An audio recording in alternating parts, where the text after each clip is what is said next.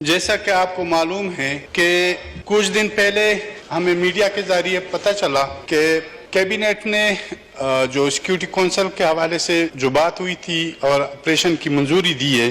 جناب اسپیکر، جیسا کہ آپ کو معلوم ہے اور اس وقت آپ بھی موجود تھے، یہ جب موجودہ حکومت کی سے پہلے جب 2018 کے الیکشن ہوئے تھے تو وہاں پر اس گورنمنٹ میں ہمیں صرف ووٹ دینے کے لیے انہوں نے بہت سی آفریں کی تھی. اس میں نہیں جاننا چاہتا ہوں، لیکن ہم جہاں پہ آ جاتے تو ہم اپنے علاقے اور سیکیورٹی فورسز کے حوالے سے جو وہاں کے کردار ہے وہاں پر ہم آ جاتے تو وہ رک جاتے، اور بہت سی آفریں دوسری جو ترقیاتی کام وغیرہ اس حوالے سے ایون کہ منسٹری تک کر چکے تھے، لیکن ہم نے انکار کر دیا. سیم اس طرح جب میں کراچی سینٹرل جیل میں تھا اور یہاں پہ عدم اعتماد کے لیے جب پروڈکشن آرڈر جاری ہو گئے، یہاں پہ میں آیا تو اس وقت جب اس وقت کا اپوزیشن پارلیمانی لیڈران کا جو میٹنگ تھا اس میں شریک ہوا. انہوں نے مجھے بلایا تو میاں صاحب کے سامنے میں نے بات رکھی. میں نے کہا کہ میری کوئی لالچ نہیں ہے، کوئی ناجائز فرمائش میں نہیں کروں گا کہ آپ کو میں تنگ کروں. میرا صرف ایک ہی واضح موقف ہے اور یہی مسئلہ ہے کہ یہ موجودہ جو پالیسی ہے اس کو تبدیل کرنا ہوگا، اور موجودہ پالیسی کو اتنا جو ہو چکا ہے بس یہ کافی ہے. یہ ساتھ ہی خالد مقبول صدیقی صاحب MQM پاکستان کے بھی بیٹھے تھے، مینگل صاحب بھی بیٹھے تھے اور دوسرے اپوزیشن کے لیڈران بھی بیٹھے تھے. تو میں نے اسے کہہ دیا، اس نے کہا ہم نے اس پہ بات کی ہے اور یہ چیز آگے، کیونکہ انہوں نے کہا مہاجروں کا بھی یہی مسئلہ ہے، بلوچوں کا بھی یہی مسئلہ ہے، ہم اس چیز کو ختم کریں گے، اور میں نے ان سے بات کی ہے کہ ہم اس مسئلے کو ختم کریں گے. تو جناب اسپیکر، اب پھر مہنگائی، بے روزگاری، بدامنی کے علاوہ انہوں نے پھر بھی آپریشنوں کی اجازت دی ہے. جیسا کہ آپ کو معلوم ہے اور آپ لوگوں نے اس پارلیمنٹ کے فلور پہ کہا ہے کہ جب ان سے معاہدے کروائے جا رہے تھے افغانستان میں وفد بھیج کے، یہاں پہ پارلیمنٹ کو، قوم کو، اور خصوصاً ہمیں یہ بھی معلوم ہوا ہے کہ GHQ کو بھی اعتماد میں نہیں لیا گیا تھا. تو جناب اسپیکر، ہم ایک ہی یہ موقف ہے ہمارا کہ سب سے پہلے ان جرنیلوں کو گرفتار کیا جائے، ان جرنیلوں کو سزا دی جائے.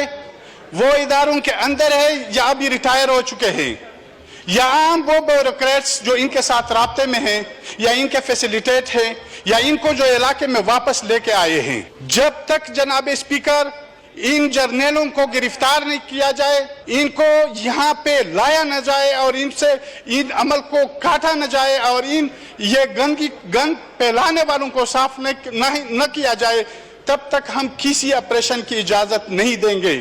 جناب اسپیکر، میں اپنی بات، تھوڑا ٹائم مجھے دینا ہوگا کیونکہ بہت ٹائم کے بعد میں فلور پہ آیا ہوں. تو جناب اسپیکر، اب پھر انہوں نے پرسوں وانا میں آپریشن کیا. وانا میں انہوں نے کیسے آپریشن کیا؟ جہاں پہ ان کو انٹیلیجنس بیسس پہ معلومات تھی، وہاں پہ جب یہ چلے گئے تو انہوں نے اتنا ٹائم دے دیا کہ وہاں پہ جو موجود اس گھر کے اندر لوگ تھے وہ بھاگ گئے اور دوسرے گھروں میں گھس گئے.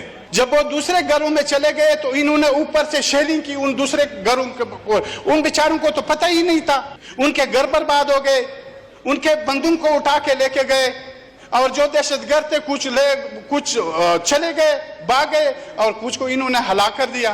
تو جناب اسپیکر، پھر اس کے بعد انہوں نے بہت سے علاقوں کو یہ کہا کہ آپ یہ علاقے خالی کریں، ہم یہاں پہ آپریشن کریں. جب علاقہ خالی ہوگا اور آپ کے وہاں پہ پالے ہوئے لوگ وہ آپ کے لیے وہاں پہ ٹھہریں گے، وہاں پہ رہیں گے. تو اس خوف کو ایک سوچے سمجھے منصوبے کے تحت پھیلایا جا رہا ہے. جناب اسپیکر، میں موجودہ حکومت سے یہ اپیل کروں گا، بلکہ درخواست کروں گا کہ اس عمل کو روکا جائے. جیسے میں نے پہلے کہا کہ ان لوگوں کو سزا دی جائے جو اس کے ذمہ داران ہیں، کیونکہ اب یہ بات بہت واضح ہو چکی ہے. یہ لوگ اب وزیرستان سے زیادہ پاکستان کے دوسرے سیٹل ایریوں میں زیادہ آ چکے ہیں، اور خصوصاً یہ سندھ کی پٹی تو ان سے بری پڑی ہے، دریائے سندھ کے کچھے کے علاقے ان سے بڑے پڑے ہیں. تو جناب اسپیکر، ہم یہ کہتے ہیں اور جو ہمارا موقف بھی ہے کہ سب سے پہلے ان جرنیلوں کے خلاف کارروائی کی جائے جو ریٹائر ہے یا حاضر سروس ہے، جو ان کے پیچھے ہے، ان کو لائے گئے ہیں، ان کو یہ علاقے حوالے کیے گئے، اور ایک سوچے سمجھے منصوبے کے تحت اس خوف کو پھیلایا جا رہا ہے. ٹھیک ہے، آپ سے جی جناب اسپیکر، ایک منٹ. میں یہاں پہ میں دوسری بات یہ ہے کہ یہاں پہ جب افغانستان میں رجیم چینج ہو گئی वहाँ पे अशरफ गनी की हुकूमत चली गई और तालिबान आ गए। तो यहाँ पे आपको पता है बहुत सी खुशियाँ, मिठाइयाँ, गुलामी की जंजीर है, ये बातें की गई। जनाब स्पीकर, वहाँ डॉक्टर नजीब शहीद के साथ इस रियासत का मसला रहा। फिर उसके बाद जो मुजाहिदीन आ गए, उनके साथ आपस की लड़ाई हो गई और शुमाली इत्तेहाद और इधर पश्तूनों का मसला हो गया, तो उसमें भी ये थे।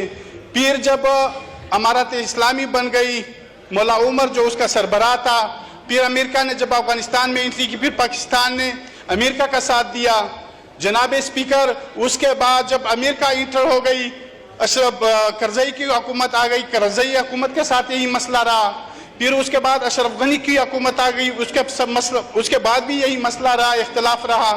अब जब इमारत इस्लामी, क्योंकि पाकिस्तान ने तो इसके लिए बहुत बड़ी मेहनत की थी, आलमी फोरम पे भी इन्होंने अपने आप को बदनाम किया था इस हवाले से। तो ये जब आ गए, तो अब ये कौन सा इशू है कि अब इनके साथ इख्तलाफ किया जा रहा है और अब बदअमनी को फैलाया जा रहा है। तो जनाब स्पीकर, हमें अपनी पॉलिसियों के ऊपर सोचना होगा।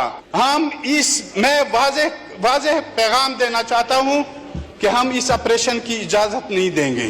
Thank you. अगर ये ऑपरेशन करना चाहते हैं तो हम खड़े होंगे, हम मुज़ाहमत करेंगे। और मैं इसी पार्लियामेंट के फ्लोर पे कहना चाहता हूं कि अगर इसमें फिर इतनी ये दम है, ताकत है, तो फिर वो आ जाए, ऑपरेशन करे। Thank you. जनाब स्पीकर, ख्वाजा मोहम्मद आसिफ साहब, अली वजीर मुकम्मल कर लें, कंक्लूड कर दें। जी जी ठीक है। जनाब स्पीकर, हम कभी ये ख्वाजा से भी बैठे हुए हैं, हम कभी इजाजत नहीं देंगे जब तक ये इन जर्नैलों को लगाम न दे, इनको पकड़े नहीं और इनसे तफ्तीश न करे और इनको कौम के सामने न लाया जाए और इन पर मुकदमात कायम किए जाए। दूसरी बात, हमारे कोहाट के साथी जावेद खटक एडवोकेट के गाड़ी को परसों जलाया गया और उस बेचारे को धमकियां भी मिल रही है। कोई रजा खान वहां पे इंटेलिजेंस इदारे का कोई मुलाजिम है, वो उसे धमकियां दे रहे कि आप पीटीएम को छोड़ दे, दूसरे सियासी पार्टियों में आ जाए, हम आपको टिकट देंगे, फैसिलिटेट करेंगे और असेंबली तक पहुंचाएंगे। ये अमल स्टॉप होना चाहिए। इस तरह के दबाव, ये हथकंडे नहीं इस्तेमाल होने चाहिए। और साथ ही वहां पे एक दूसरे जो रिफ्यूजेज है, जब अफगानिस्तान रिवोल्यूशन, जब रशिया इंटर हुई थी, उस रिवोल्यूशन के बाद जब वो यहाँ पे आए हुए, अब उनके घरों को मसमार किया जा रहा है। खुदारा लोगों को तकलीफ न दिया जाए। अब ये इसको भी मजबूर किया जा रहा है, जावेद खटक एडवोकेट को, और उनके गाड़ी को भी जलाया गया नहीं जा रही है। तो मेरी ये रिक्वेस्ट है कि इस पे तवज्जो दी जाए। साथ ही सिक्योरिटी काउंसिल की जो इन्होंने मंजूरी दी है, उसको भी स्टॉप किया जाए और पहले अपने गन को साफ किया जाए। जो हमारे इदारों के अंदर या बाहर मौजूद है, सबसे पहले इस गन को साफ करना चाहिए।